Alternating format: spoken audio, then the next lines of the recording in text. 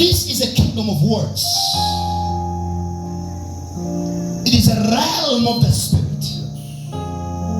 It is the realm of God established in the spiritual place that needs man to come so much deep within it to access.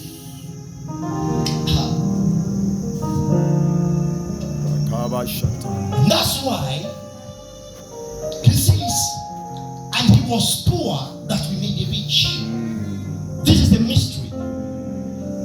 The mystery says is that I already qualified you for that. You don't need to walk like a beggar. You are not a beggar. You don't need to walk like a rich daughter. You are not like you are a rich daughter. You don't need to walk like a rich son. You are rich. It is only the devil in the book of James, the Bible tells me that the devil walks around roaring like a lion, and yet he's not a lion. He's trying to imitate the voice of a lion, but we are the sons of the lion.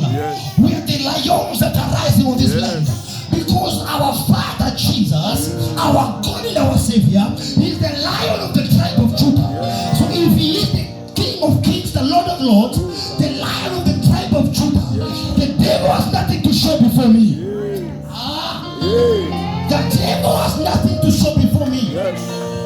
When he comes roaring like a lion, when he comes with a copied voice, when he comes with an imitative voice to roar, I come across from a certain corner and I told the devil, you are a liar, keep off. You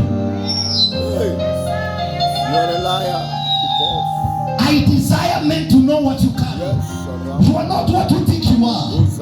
Never allow your circumstance, never allow your situation to define you. You cannot be defined by it. You can never be defined by what you're going through. Because what you're going through, it is an exam to take you to the next level. No one is promoted without exam. No one is qualified without certain conditions.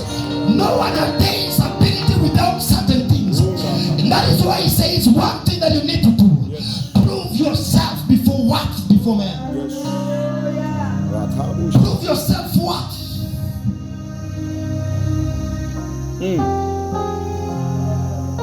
I felt in my spirit to tell you tonight, you have been qualified not for small things.